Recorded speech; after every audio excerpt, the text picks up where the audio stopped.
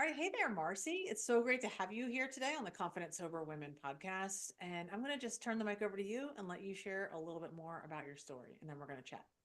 Sure. Well, thank you for having me. For my story, I don't know that it's super crazy different than everybody else's. I started drinking as a teenager. It was really kind of my way to rebel. I was the straight A student, never got in trouble. My brothers were the troublemakers. And so I would drink occasionally when we could find it. Again, we were teens, so it wasn't that often. But then it really started to ramp up when I first when I was first depressed. And I was maybe 19. And at that point, I was drinking kind of all day, every day, right? It was hiding a wine box under my desk. And, if I wasn't out with friends, I was putting on the brave face when I was outside. But back in my room, I was just watching Netflix and drinking. And then I would get on antidepressants, start taking better care of myself, and that cycle would end. And that cycle repeated itself several times. The last time I was actually hospitalized for the depression. And even then, it wasn't like I wasn't locked down there, but it was more, it was definitely a sleepover kind of thing where I got to kind of go home on the weekends, but Monday through Friday I was there, and I would leave sometimes during the day to go buy, a couple beers or some vodka or something I can keep in my room just to kind of manage it. So alcohol was originally something that I was doing just to kind of have fun, but then became my medicine when I was depressed. It was something that was just my go-to when I felt like there was just no joy in the world. But it didn't actually bring me joy either, right? So um, it was just to numb all of the pain that I had from alcohol. And so I started getting on cycles of antidepressants and doing therapy. And then again, my drinking would go down, but it was just this kind of cycle of, okay, everything is fine. And then it's the only solution to my problems. And at some point, I realized that this is just not working for me. Like I knew health is a big value of mine. I'm constantly reading books on, the healthiest diet to try or do this thing and do that thing. And I knew that alcohol was bad for me, and I couldn't stop. And that's when I realized I kind of had a problem. And for me, you know, I don't have anything against AA personally, but it just wasn't something that struck a chord with me. I'm not a religious person. I'm not a spiritual person. I was not willing to use the word alcoholic for quite a few reasons. And I didn't really know anything else that existed. Like those were my two options, was going to be AA or rehab. And I didn't feel like I had a bad enough problem to go to rehab. And I didn't think AA aligned with my own personal views. And I didn't know what else was there. So I started reading books, and I somehow stumbled across actually This Naked Mind. And I did the group coaching program there, and it was incredible, the transformation that I was able to make, right? So it was really a big focus on kind of compassion for yourself, which is something that I've just really kind of never had as that perfectionist, always wanting to achieve and always recognizing kind of where my faults and lacks are.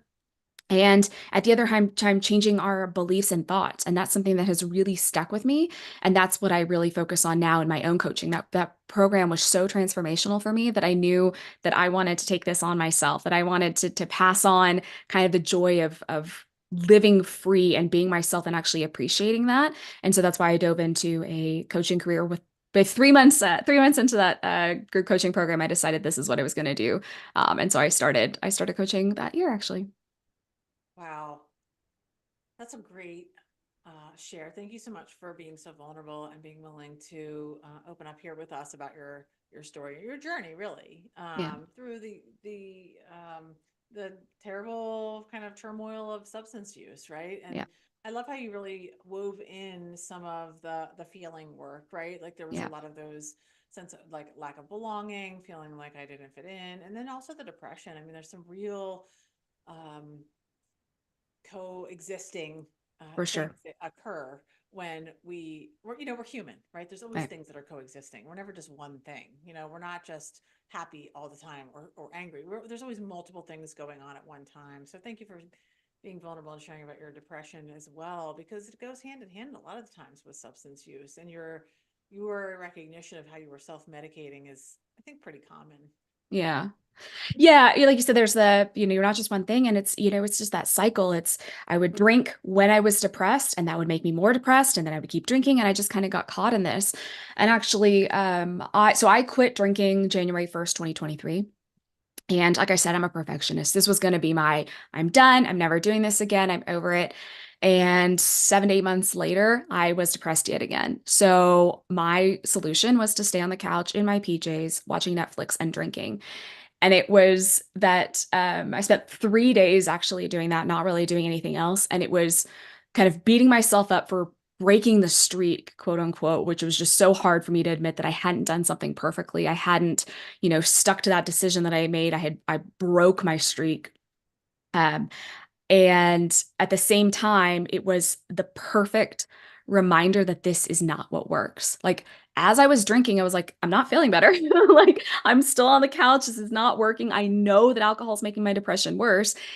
This isn't working. Like I fell into that old pattern that I had there, but at this time I knew like this isn't going to work. So by day 3, I changed out of those PJs, laced up my tennis shoes and started going for a walk because exercise is something that I do know that works. I've read the studies that show that for depression, exercise is 1.5 times more effective than the most common antidepressants and than therapy, right? And it's free. I can put my shoes on and go for a walk, right? So it was just recognizing that like something I thought had been a solution or something I had been using as a solution is just not there for me. And that solidified that like clearly, clearly that dependence on alcohol for me is gone. It's not going to do what I wanted it to do. And so I'm not concerned now that, oh, I'm going to break my streak or, oh, it's going to happen again, because I know I had that test saying, is this actually going to get me where I'm going to go? And no, it's not. Like it's not going to solve that one core thing that I really wanted, which is that depression, that just feeling that, life is hopeless. And there's nothing more hopeless than just sitting there on the couch, just drinking all day, every day. So,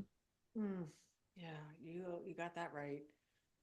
Yesterday, I'm a clinical therapist as well, and I also coach women who are in sobriety, especially after they've been sober for a little while, to really mhm. help them to elevate their lives beyond that kind of initial first year of sobriety. Because early sobriety work is really heavy and kind of. I always say we have like special needs. There's a lot going on at that time. I had to like relearn how to like really live my whole life, take care of myself, how to talk to people. But then after that, there's I think there's like a see if you can relate to this. There's like an awakening after that around that 1 year mark, which I know you've either reached or almost, or Mm. you're coming to this place, right? After around that time, there's really this awakening that starts to happen where you begin to, there's so much clarity and focus that's now coming into view because you're not clouded by all the substances, not just the substances, but the thinking about it, the behavior patterns that we had. And so once we stay sober for a little while, we begin to really come to question things like, who am I now as a non-drinker? What do I like? What is my, Yeah. it's really identity work. There's identity work that happens. It comes to fruition during that time. It's really one of my favorite things, right? And also there's a lot of opportunities and possibilities that begin to become available to us that just never seemed to be there before. They might have been, but they just weren't available to us at that time when we were in active addiction. And these desires start to bubble up in our hearts, right? And we begin to like want things for our life and see the future and like create, vision boards and things. And I'm kind of curious if this is an experience that you have had, if you can relate to any of this and what it's been like for you. For sure. That kind of things that are bubbling up that you finally realize are possible. Alcohol lies to us. It just constantly lies to us, right? It tells you that you are not confident enough without it. It tells you that you are not funny, that you are not strong enough, that you're not brave enough, that you're not sexy enough, that you're not X, Y, and Z. So it's just constantly telling you all the ways that you're not enough. And then how can you take that and turn that into, well, okay, I'm going to go accomplish my dreams anyway. That's an incredibly that's an incredibly brave person, but that was not me. I believed those, right? I thought I wasn't confident enough, and it was just a lack of practicing that skill. It didn't mean that there was something inherently wrong or missing in me. And so letting go of alcohol, I actually discovered a dream of becoming an entrepreneur. Like I never thought I was going to run my own business. I did get into business school, and it was based on my essay saying that I wanted to be a CEO. So I wanted to run a company, but it was never going to be a company that I built. I was just going to step into that role and make it better, right? I was not creative. I can't do something new. I have to take something that's already there. And like I said, that 3 months into not drinking, I was like, this is it. I'm going to start my own business. And I had that little insecurity there and reached out to someone who was a coach. And I said, do you think that anybody can be a good coach, if they work hard enough? And I was kind of, there was an answer that I was wanting. Like I was kind of wanting permission. And she actually said, no, I don't think just anybody can do it. I think, there's part of it is drive, but anyway, so that could have been something that would have discouraged me before. Like I needed her to say, yes, absolutely. You cannot fail at this. You're going to get it. And I just sat there and I was actually I was working out at the gym and it just came to me and I was just like, screw it. I'm going to do it anyway. Like I had that kind of self-efficacy that like, if I could do something so hard, which was completely change my relationship with alcohol, someone who couldn't imagine how a life without alcohol could be better. Like it was only going to be worse, right? I was only going to feel deprived. I was only going to be depressed. I was only going to miss out all day, every day. So I made this humongous change, both just in my physical health, but also in my mental health and my outlook on life. So why can't I also start a business? Why can't I branch out into something new?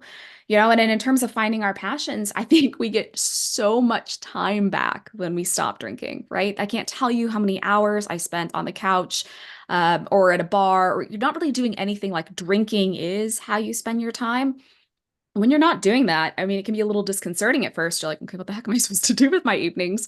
But then you start to like play and discover, and you're like, okay, well, I got to find something else to do. And that's how you kind of, or at least for me, that's how I would rediscover my passions is just, I needed a way to fill all of those hours that I had just been wasting either recovering from drinking or actually drinking itself. So that was something that really lit me up. And I've kind of been diving into books. I love to read, but I've been diving a lot more into self-help and business books just from having more time in the evenings and being able to explore new passions. I love that. Yeah, time is, I feel like, one of the biggest things that I lost. When you're doing some of the early discovery work, when you're getting sober, and questions come up like, what have you lost? What did you lose? In your active addiction. And I didn't have a lot of the big things to list out. As far as like, I had a home, I was married, I didn't have my children yet, but I had a job, but I lost a lot of time. I was not present.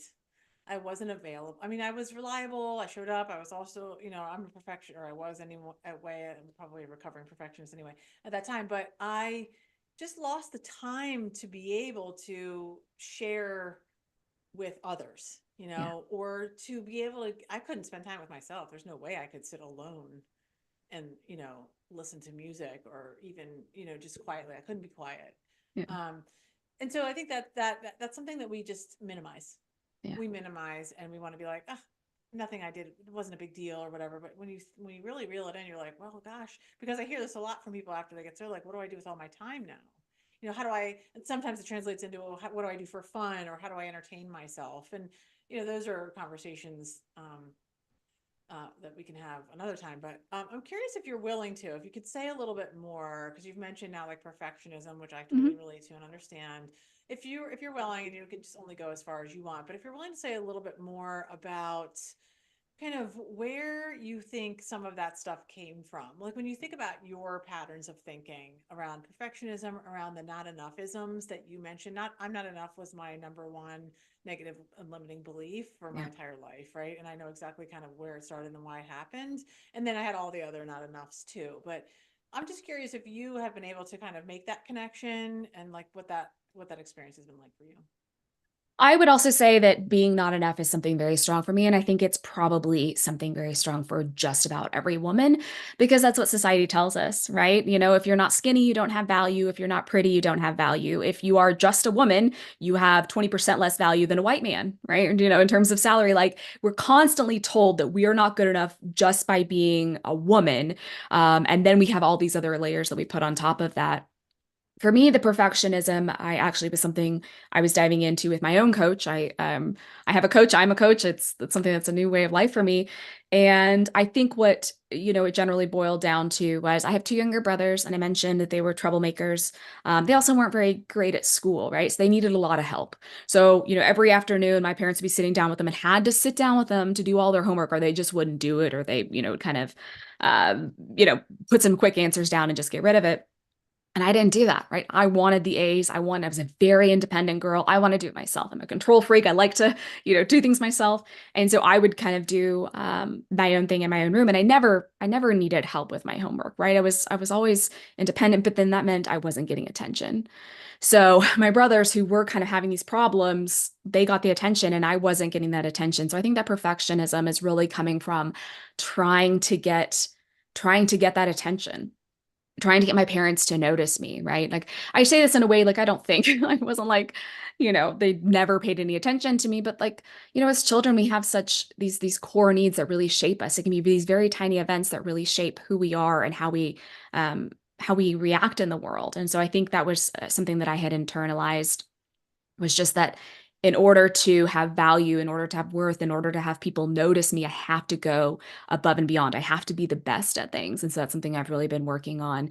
And what I'm working on now, and I think it's something that's just going to continue, is just kind of recognizing that worth in myself, right? So I don't need other people to recognize my value. And that's something that I'm really struggling with because in my business, I want to be the best. I want to be the fastest. I want to be the most notable, right?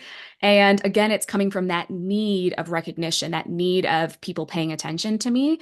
And so what I'm now working on is kind of giving myself that attention that I never got, like recognizing that I do have value in and of myself, whether or not my business is a Fortune 500 company, or if it's just, me and my one client sitting at home.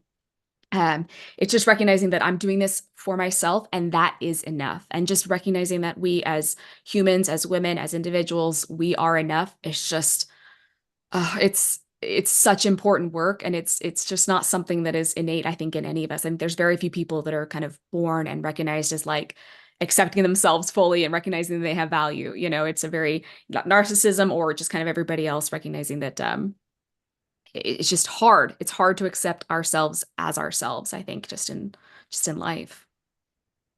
Yeah, that's an interesting point, and thank you for sharing a little bit more about how that's been like for you. And I can relate to a ton of that. I mean, that's really my story. Is just not never being pretty enough, smart enough, thin Yeah. enough for any group I was in, right? And um, I just didn't. And I think some of it is, the chemical nature of trauma, that affects our brains and literally changes this molecular structure of our brain. That's why I do EMDR work in my clinical practice, because it's so powerful for so many people. But then also just, we just continue to perpetuate. Then we have more experiences through life. Like we grow up, right? We have friend issues or teacher issues, or you have the high school teacher that says like, oh, you can't go to college because Yeah. you have a C in biology or whatever. These things Yeah. that people tell us that you're just like, what? I can't believe an adult would say that to you. Yeah. But people just don't understand sometimes the impact of the words that are coming out. I know I have three older children. They're 20, 18, and 16. I'm sure that I've said things that have been, hurtful that I didn't mean to say, or that Right. I chose the wrong words, because sometimes that just happens and we internalize that based on the neural pathways that were built way back when from Right. those earlier traumas. So, it is, I don't think it's like inevitable that just everyone we just have to resolve ourselves to this fact that we're all going to grow up and have these limiting beliefs about ourselves. But I do think that some are worse off than others, right? Sure. Yeah. So, and then we travel down that road, right? We start to live in that. I know I did. And that's what kept me kind of on in that depressive drinking stage for really many, many years. And I too had some pretty major mental health struggles, particularly towards the end of that drinking phase. And, it doesn't just go away. For me, anyway, my experience wasn't like this magical experience of I stopped drinking and everything just got better. In fact, I was really a hot mess for quite some time, and I really had to relearn everything about how to run my life, because I didn't Yeah. have a clear, like you're saying, I didn't have a clear and really true view of myself and who I really was. But the ability to do the emotional sobriety work and to really start to step into what those negative thoughts were and the limiting beliefs that I had about myself, and to really, I knew what they were, but I hadn't formally had any education on that. And starting to do that work is when, for me, things really elevated. It sounds like that was your experience too. Yeah, I'm glad you mentioned that at first you were just kind of a hot mess, when you quit, because you hear these stories of people and they're like, I lost 50 pounds, my skin is glowing, I feel fantastic. And I was like, I mean, I don't, like, I'm not drinking, but like, there's nothing really happening. And, I started to see some benefits longer on, like crazy weird benefits. Like my hair started growing faster, right? Not something I'm going to notice in the first 30 days of being sober, but stuff that took a long time to be like, oh, you know what? Actually, I am doing better. And some things I didn't even recognize myself. Like my husband came to me 3, 4 months ago. I don't know when it was, but he just said, you smile a lot more now. And that was just really big for me. But it also hurt because that meant that that poor girl from, the year before, 2 years before, whatever, wasn't smiling because Mhm. she was in that much pain, right? And she was trying to help herself, doing the best she could with the tools that she had. And that tool happened to be alcohol at the point. But she finally found the courage to look for other tools. Right. So it felt really hard to kind of acknowledge that, but yeah, it's just kind of interesting that there is that kind of struggle there, and you really get to do the work. I think part of doing the work is, for one, at least for me, let me speak for myself. For me, it was having done that really hard thing made me recognize that I can do hard things, right? Like confronting these painful feelings of not feeling valuable, not feeling enough.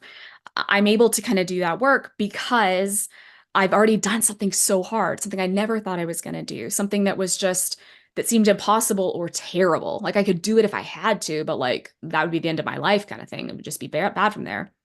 So I've already done that. I've taught myself that I can do hard things, and that was really important for me. And I had the time, I had the energy, right? Like there's some actual physical benefits from not drinking that gave me the opportunity to go do those things. And I needed, like I said before, to kind of fill in those parts of my day, the parts of my beliefs. If I actually could be confident without alcohol, what does that mean for me? Like what opportunities does that open for me? So I think it's really, like you said, that emotional sobriety comes for so many reasons. It's because you've done the work to say, yes, I can do hard things. You also have the energy and the time to do it. And so it's just really powerful growth in that period, really, for the rest of your life. I'm a person that loves personal growth. I'm constantly developing myself, and I have more time, skills, and ability now to kind of do it exponentially versus kind of piece by piece that I would when I was still drinking. Totally. I love that. I'm curious, what did you discover? Like I love that you said I can do hard things. I say that all the time. It's one of my personal favorite Yeah. mantras, and I also share it. And I also think that, getting, sober, depending on, I'm like a sober necessary kind of girl. I'm definitely not like, um, there was no gray area drinking or sober curiosity for me personally. I understand that other people have that experience, but I'm definitely a sober necessary person. So, um, like doing that was the hardest thing I ever did in my whole life. Right. And so, yes, like I love that. And when we start to really like, and then I had children, right? And so then I'm like, literally growing another human being in your body and then delivering that human being to the world is like a kind of a gigantic thing. And we A just little bit. minimize it in our society because like everyone does it, but like it's a pretty big deal. Yeah. And so when we look at our lives, we can pull those things out. You went to college, you completed a marathon, you did all of these. And like when we start to ask ourselves, what are my achievements? Maybe you don't view it as an achievement, but like, what are the things that I've done? Yeah. And then you say to someone, I say to somebody else, I've run 5 marathons. They're like, that's ridiculous. How could you do that? And I'm like, well, to me, it was like normal. Like, that's just what I was Yeah. doing. I just minimize, I'm like, but like 1% of the population does that. So it is a Yeah. really hard thing. Yeah. Um, so I'm curious if you could say more about when you kind of, before you said that I can do hard things part, you mentioned like you started to realize what was possible for you, that what could you do with your life. And I'm just wondering what that looked like. Like, what is that sort of vision board, or kind of what did that show up, and how has that been working out? Well, so I think part of it was deciding that I could start that business, right? Believing in myself there, that I could do something that just felt completely out of my wheelhouse. I didn't feel like I was creative enough before. I didn't feel like I had the right tools to do this. And so I'm viewing it more kind of as a learning opportunity, like it was something that I think before, and this is a process that I'm continually working on, but before I would view my worth tied to my achievements, right? Like I'm only valuable if I can do X, Y, and Z, and if I can do X, Y, and Z better than everybody else. Mhm. Um, and now, I mean, yes, of course, I like it when I have achievements, but it's more learning for the sake of learning and improving for the sake of improving versus being able to say I did it better and faster than so and so. So that was a real big change for me, is just recognizing that I have the strength to form my own company and to stick with it because, starting a business, it's like things are going to take a lot longer than you want them to take. And especially for me, growing up, things academically came naturally to me, and I didn't do things that didn't come naturally to me, right? So I was not into sports. I'm not running a marathon. I'll tell you that right now. Like, I am not an athletic person. And so I avoided those things. It's just if I wasn't good at it, I didn't do it. And I can tell you that starting my business, I was not good at a lot of things. Like, I would try to run Facebook ads, having no idea what I'm doing, and everything is new. Like, everything is this huge learning curve when you're starting something new, but I was able to kind of appreciate the learning aspect of it, and that's something, again, I'm still working on, for that value of saying, okay, my worth is not tied to the salary that's coming in, but the attempt is in that learning and that growing, right? The excitement is in the learning and the growing. Yes, it's great when there are accomplishments behind it, but really what's lighting me up is getting a little bit better every day, right? So it's just more of a self-improvement for the sake of improvement versus to have a list of accomplishments that I can put on my resume. Yeah, but how did you change that? Like, how did you go from like, I'm not enough, I can't do it, blah, blah, blah, to like now being lit up about it and feeling like I can do the next thing, even though it's hard?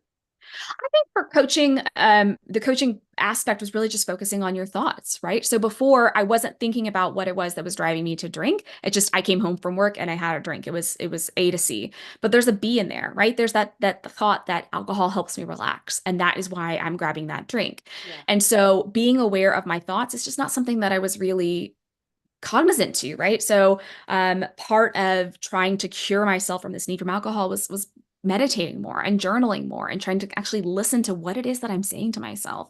And there are some, terrible thoughts, when you beat yourself up for kind of having compassion for yourself. It's, often we beat ourselves up for those choices that we make. There's probably some regretful decisions that we've had when we were drinking heavily, and we just sit there and we make it mean something about who we are as a person. Like, oh, I'm such a crap person. I did X, Y, and Z. And recognizing those thoughts and whether or not they're actually serving us. So a lot of my beliefs about alcohol, some of them were just factually incorrect, right? I was drinking because it helped me relax, and I learned more about alcohol, what it actually does to our body, right? So those are things.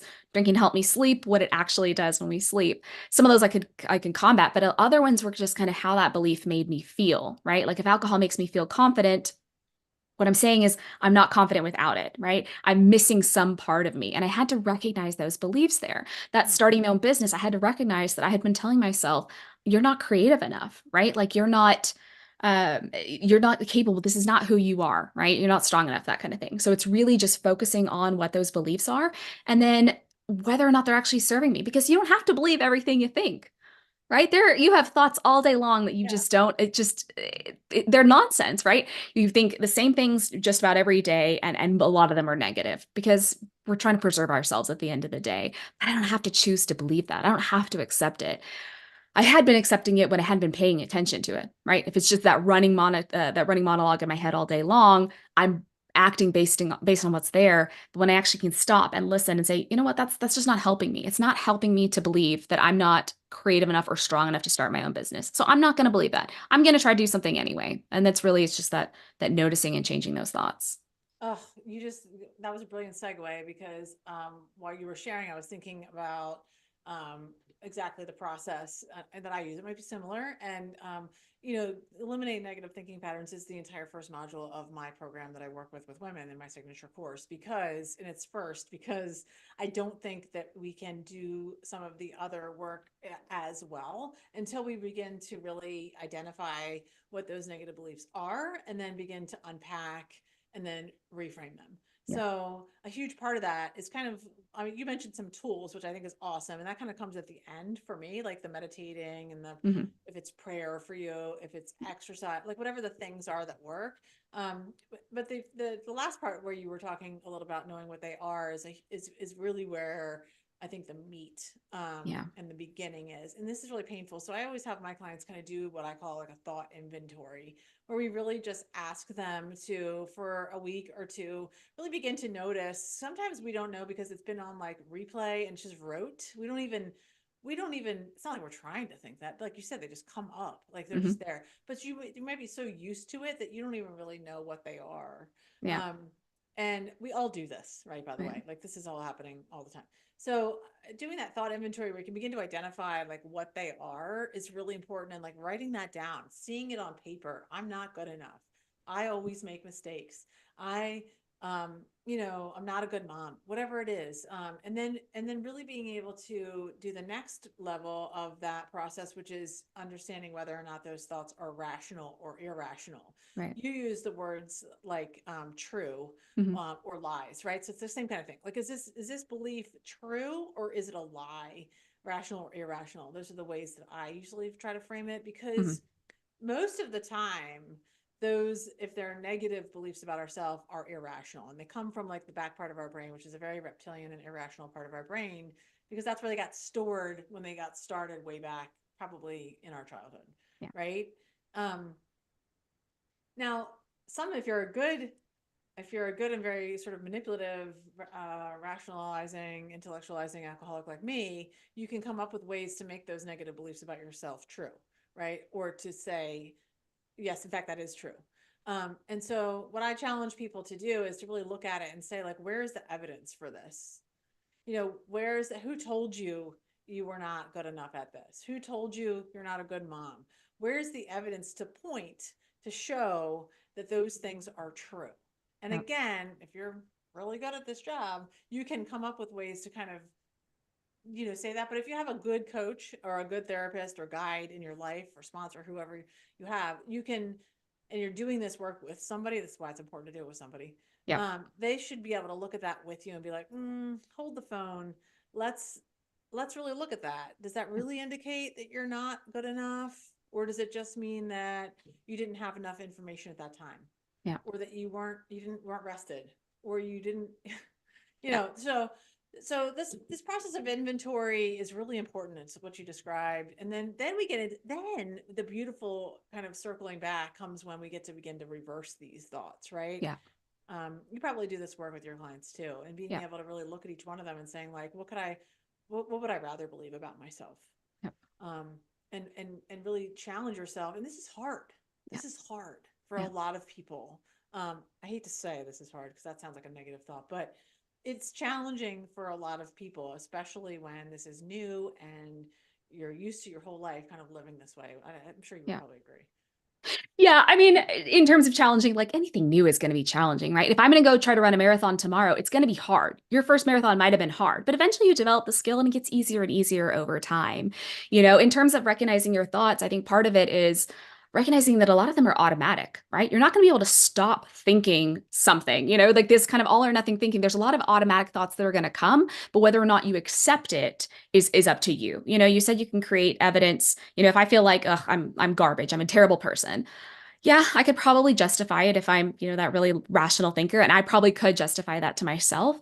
But then the next question, like you said, is it rational? But also another question is, how do I react when I think that? Right? If I think I'm a garbage person and I list all the ways that I'm a garbage person, what does that make me want to do? Does it make me say, I'm going to put on my sweats, I'm going to go for a run, and I'm going to go start eating salads? Or am I going to say, you know what? Like, look at all these reasons I'm terrible. I might as well keep doing X. Like, people don't tend to be inspired from a place of grief, sadness, despair. It's that it's you need some hope if you're going to change, right? I think that's a very necessary component. And so, yeah, you might be thinking that you're a garbage person and you might have all of these reasons here, but then how does that make you react? Is that going to get you the results that you want? I mean, I think sometimes we beat ourselves up thinking it's going to change us. If I tell myself, oh, I'm this, then I'm going to try to do better, but I'm not, because I'm coming from a place of negativity. I'm coming from a place of hopelessness and despair. So what thoughts, like you're talking about for reversing, what could I believe instead? Maybe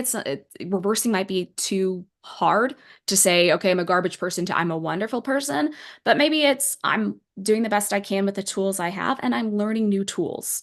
Like there's a little bit of a bridge there to say there's some hope behind it, that there's some possibility of change, and that's going to be reflected in the behaviors that I take. Yeah, I agree with that. And anything we do that's new is going to be challenging. You're right. Yeah. And so it's easy for us to slip into like, I can't do this. I'm terrible, because it's new and it's hard. What I would say is that there's some beautiful work in the cognitive behavioral field, where they talk about the thought triangle, right? So like at the top is like an incident, like it happens. Like you get a phone call from your boss and he wants to talk to you about a project you just submitted. And immediately the thought is, I'm going to be fired, or I did something wrong, or, and so that's the top of the triangle, right? The incident and the thought. And then then it goes to either behavior or feelings. It goes to both, right? So then the thought creates feelings, which is a lot of times we're not in tune with, right? Hmm. So I try to help women identify that by also engaging their body and the somatic experience of these things, because it always gets triggered in the body too. So where can you feel it in your body? And then what feeling comes up for you? Sadness, depression, anger, fear. And then what is the behavior? Well, I'm just going to call out sick, or I'm going to quit, you know, or whatever. Like we react or respond based on the thought and the feelings that happen. Hmm. And you're right. All thoughts can also, they come in, they're like the wind, right? It's like, Yeah, it comes in and out just like the wind. We don't know what, but that's how we also know that they're not always true. We can't believe everything we think, sure, but it's not true that we can't change them. sure. Yeah. And it's also not true that we can't insert a spoke in the wheel, right? To say, like, when I have a thought like that and immediately start to say, no, we're going to Yeah, stop. I imagine my stop sign, like that big flashing red stop sign. I say the word stop out loud 3 times. There's things that you can do to like insert the spoke in the wheel to say, no, we don't do that here. yeah, And that's how you begin to change the neural pathways in your brain at a scientific level, right? And yeah, change these negative thinking patterns over time so that they stick. yeah. Yeah, I wasn't aware of that triangle. What I use with my clients is TFAR, which is your thoughts, create your feelings, create your actions, create your results, right? And so a lot of people would, if we're talking about alcohol, trying to change alcohol, they start with that action. This is what I want to do. And the results, I want to be sober. I want to quit drinking. I want to be sober. But you're ignoring that your thoughts and feelings are causing those actions, right? So you have to work on those first. And I love that you talk about, kind of doing some, I guess, some body work, some somatic work to kind of understand those feelings. I like to use, I'm a word nerd, so I like to kind of expand my vocabulary. I had read something in a book. I can't remember which book it was off the top of my head, but she kind of said, if we only have 3 words for our feelings, happy, sad, or mad, we're going to be spending our time in those feelings, happy, sad, or mad. We need a broader vocabulary that kind of gives us some growth. And so something that I do and encourage with my clients is there's an app called How We Feel, and it has positive high energy, positive low energy, negative high energy, negative low energy, and it has a bunch of different words in there that you might not kind of think. It helps to kind of categorize, okay, what is it that I'm feeling, and then maybe you can just move a step up. Like you said, like if you're feeling really terrible, you might not be able to go from feeling like a piece of crap to feeling like the greatest in the world, but how can we take that little bit of step up to moving and feeling a little bit better there? So that was been really helpful for me and for some of my clients to kind of recognize, what actually am I feeling? I think it is so hard, at least for me. I don't know about other people, but to just kind of recognize what it is and to verbalize it. And I think verbalizing can be really powerful. And to verbalize something, we need the right words, right? So I found that app really helpful for me. That's extremely helpful. I wasn't aware of that app, and I Yeah, definitely want to write that down and use it as a tool to give to even my clinical people, because you're right. Like, and for some people, we're all different, right? We're all sure. different, the way we learn, the way we receive information, the way we can understand things better. I like auditory learning. I'm really good at listening and like taking in and consuming information that way, and I can remember better. Like if we have a Mm, conversation, I'm going to remember that better than maybe if I read it in a book or your email. But that's just how I learn. But words mhm. matter, and Yeah, so, and also being able to empower people to really kind of go on a discovery process of what they are feeling when we're pigeonholed, right? Like, I yeah, mean, because feelings, ugh, I don't even know that there are words for it. Really, we made this up, right. right? It's a human thing. We made up words to describe these feelings, Hmm. but as a human, as a mammal, in the sort of scientific thing, like they're just happening. Like there was no, there just are, and then Yeah, sometimes in the animal kingdom, there's like, even in the human kingdom, there's responses like, we lash out, or, we withdraw, or recluse, so I think expanding our words is really, really valuable, because if yeah, somebody's feeling a lot of like euphoria, yeah, or, joy, or just loneliness, or recluse, or like there might be other words that aren't in that general like feeling box. yeah. So it's really nice. This is so great to be able to have a little bit more of a valuable tool. I love that so much. Yeah, it's free, and I love everything that's free, so I'm all about that. It took them a while to get the app on the Android system, but it is available on the Android system too. But yeah, what it helps for me is that it shows that there's kind of a spectrum, which is how they view alcohol use now. Also, it's that there's not like a alcoholic, not an alcoholic. There's a spectrum of behaviors, which makes it easier for us to make incremental growth. We're not trying to change completely who we are overnight. I'm not trying to change exactly how I feel overnight, but I can see that I'm better off than this, and I have a place that I can grow over here. And so that's kind of the other thing. I can't change my feelings if I'm not aware of my feelings. Using a word isn't going to change the experience in my body, but it's going to help me recognize it. And then I can take the kind of actions that I want based on that feeling or how I want to feel. Well, Right. it does So help a words are lot important. because then when other things happen, I mean, this isn't trauma work or any work we do, right? When other things happen, like if your go-to response is like your stomach starts to get sick, like Yeah. if you're going to have a conflict or there's a discussion that needs to be had that's going to be uncomfortable and your stomach gets sick, it's an indicator. Yeah. It's like it's not a bad thing. It's actually a very good thing. So it's like let you know that there's a little bit of something happening. It could be an Yeah. anxiety, it could be a fear. And then what I love about this, like the next level of a lot of this work, and that's a lot of higher level kind of stuff, is to be able to say, like, what is this about? What about this situation right now is bothering me? Like, I love to start asking myself really good questions or have my clients do it because we get really good information when we start to do that on a very regular basis. What about this situation is disturbing to me? What am I afraid of? Yeah. Because a lot of it's fear based, and a Yeah, lot for of sure. times we're afraid of not getting something we want or losing something we already have, and that could Yeah. be things like security, love, money. It doesn't have to be like a thing like my house. Yeah. So we get to ask ourselves really difficult questions, to get more information about ourselves, and it helps us to get to know ourselves a little bit more during this process and to make those micro changes, which you mentioned. I mean, I'm a Yeah. huge sustainability coach, right? Like I believe in making these tiny little incremental changes that we do consistently every single day over time. Because yeah, when you want to run a marathon and you have a 26-week plan or whatever, like you said, like I don't want to run a marathon. Like if you go out right now, you cannot do it. Like you Yeah. cannot do it. You're probably not gonna be able to do it, right? But if you have a plan, and you might be saying in your mind, "There's no way I can do that." Well, like most people, if you're relatively physically active at all, can do it, right? Yeah. But you have to backtrack into it. Like you have to be Yeah. able to go like, well, what would I need to be doing, at 3 months before the race? What would I need to Yeah. be doing at 1 month before the race? What would I need to be doing now? Literally today. What can I do today that's going to get me to that goal? And then I just do that every single day, Yeah. you know? So that's how we make big, big transformations. But for people like me, I don't know if you're like this, but people like me, it's very difficult to be patient in that. Like I For want it sure. all like to happen like yesterday, and I'm not going to wait for that, and I don't care, Yeah. but that's not how life works usually. Yeah. Well, anyway, I really appreciate your time and your talent and your expertise in this area, and you're doing incredible work with this naked mind as a coach, and just sharing your expertise and changing those thought patterns with people who want to live alcohol free. And to me, that's a huge blessing. So, where can people find you if they want to reach out? Sure. So my website is Marci Rossi. It's my name, marcirossi.com. And I am at Coach Marci Rossi everywhere. Okay, wonderful. I'll make sure to link all of that in the show notes below. And I really appreciate your time and talent, and hopefully we will come together again soon.